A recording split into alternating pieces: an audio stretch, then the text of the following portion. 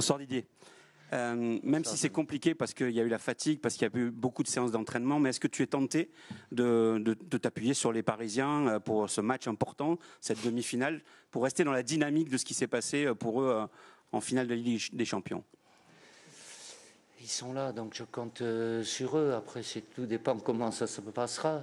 Que je les ai retrouvés très heureux lundi soir, bien évidemment, avec une certaine fatigue aussi. Puis il y avait Benjamin et Marcus de l'autre côté. C'était pas les mêmes sentiments, émotions. Donc ils ont vécu quelque chose de fabuleux. Il y a peu de temps et le match est là. Donc après, à travers les discussions que je peux avoir, même si on ne sait jamais comment l'organisme, la tête aussi. L'idéal, c'est quand il y a un pic comme ça, évidemment, il faut toujours redescendre.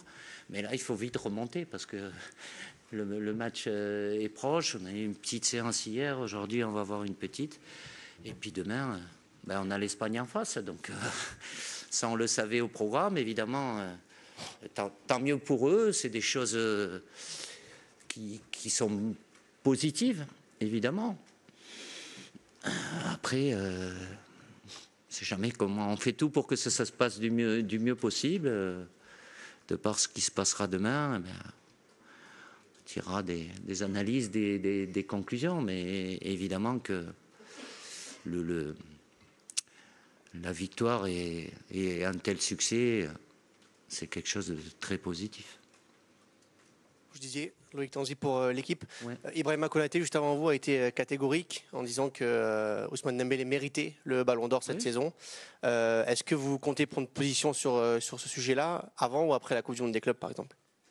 Il n'y a pas. Si vous me demandez, évidemment que je suis pour Ousmane, puisqu'il est français avec la saison qu'il fait. Je sais que ça doit vous amuser un petit peu médiatiquement.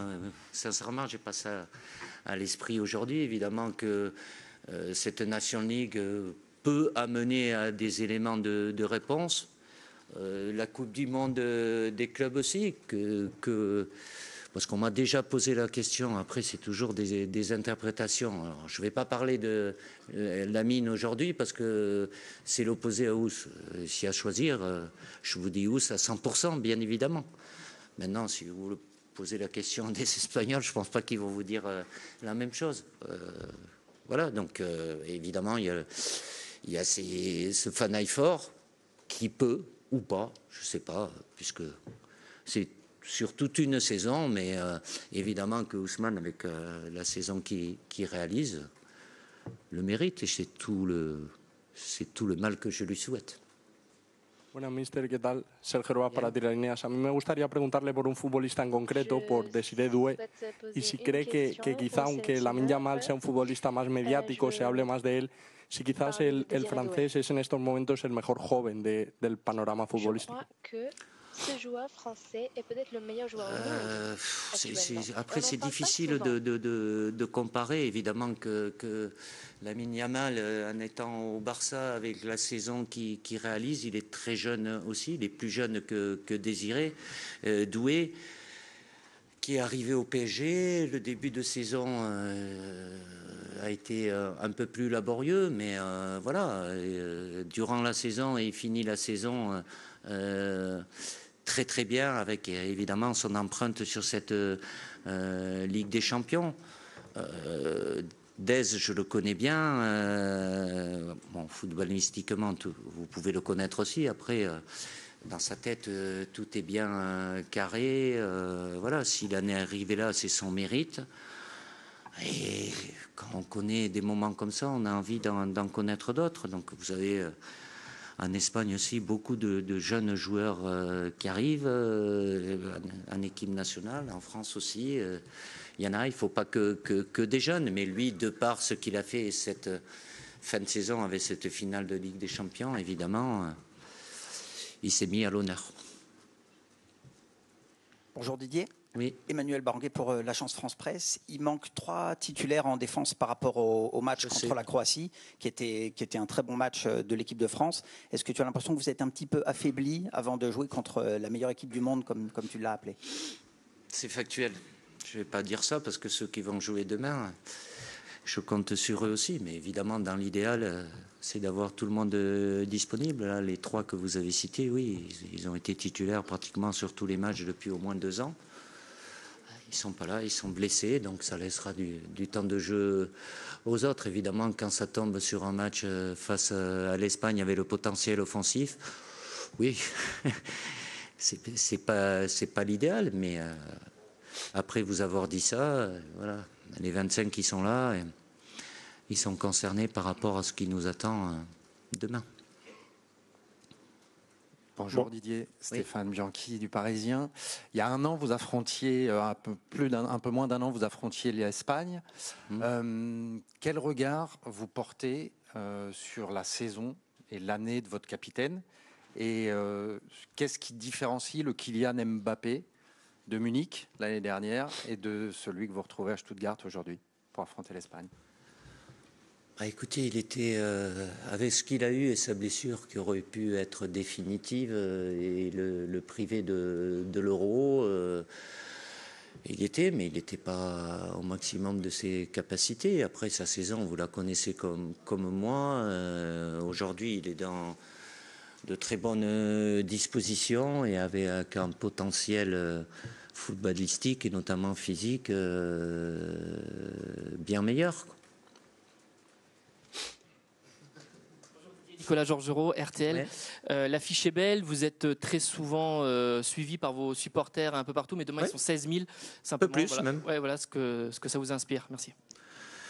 Mais c'est bien, ça veut dire que voilà, il y a du monde derrière nous et j'oublie pas l'ambiance qu'on a eue au Stade de France pour les quarts face à la Croatie, où ça a été quelque chose d'important. Il y a un soutien populaire qui est là depuis plusieurs années aussi, et s'il y a autant de monde qui vient, c'est parce qu'ils ont envie d'être derrière l'équipe de France, et à nous de tout faire pour partager des émotions de joie. Mais c'est une fierté pour moi, pour l'équipe de France, et on a tout fait, on va tout faire pour entretenir ça, ce lien, et voilà, la possibilité à travers les matchs de l'équipe de France de partager des émotions. Bonjour.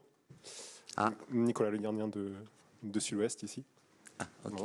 Oui. Est-ce que vous êtes d'accord si on dit qu'il manque encore un gros match en équipe de France d'Ousmane Dembélé, notamment lors des matchs couperés?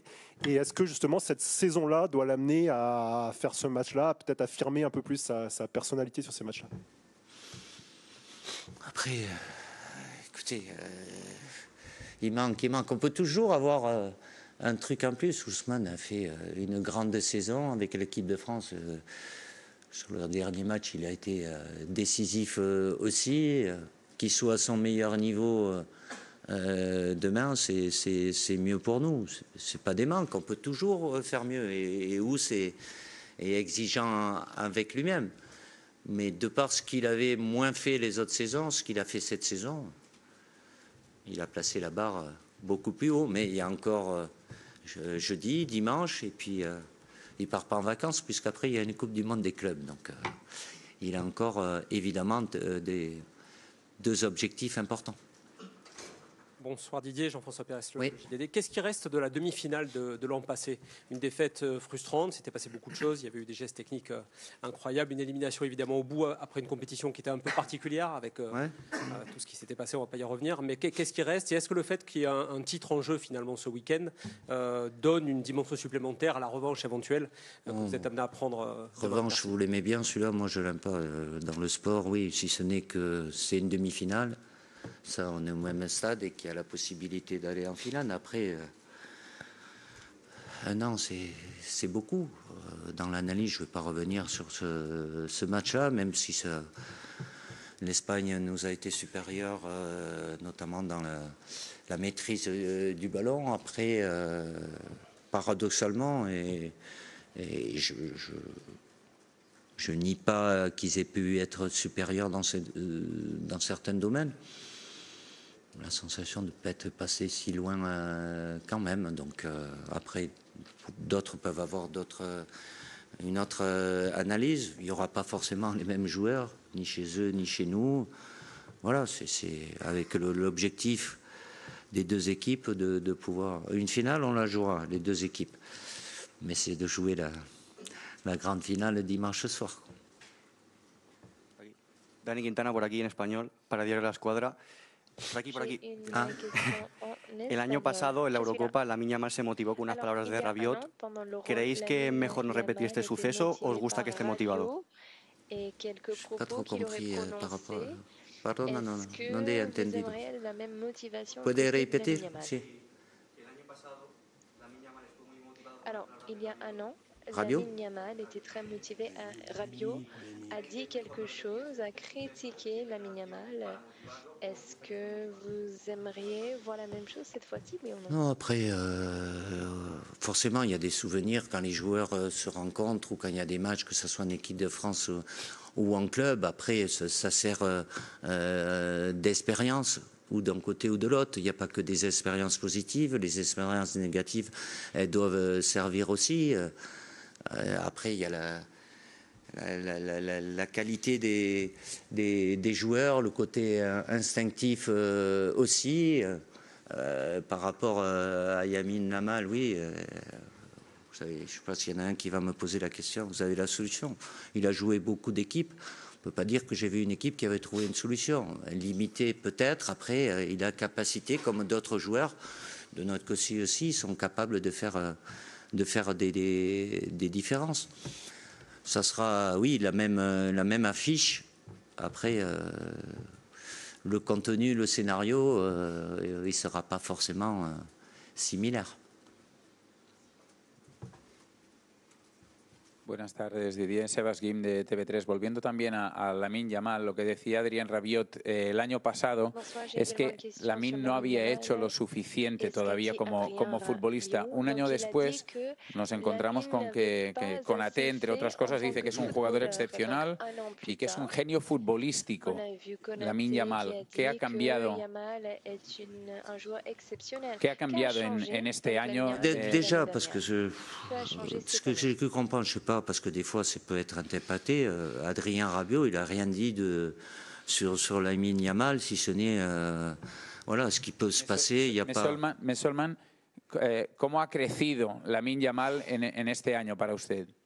Oui, il a fait une grande saison où il a été décisif avec le Barça. Il n'est pas seul non plus. Il a d'autres joueurs au Barça qui ont été décisifs, et avec l'équipe d'Espagne où il est performant aussi. C'est un très jeune joueur, mais qui a une capacité à enchaîner les matchs et souvent, très souvent, à les marquer de son empreinte, parce qu'il fait marquer où il marque. Donc il fait partie de cette catégorie de joueurs qui sont capables de changer le scénario d'un match.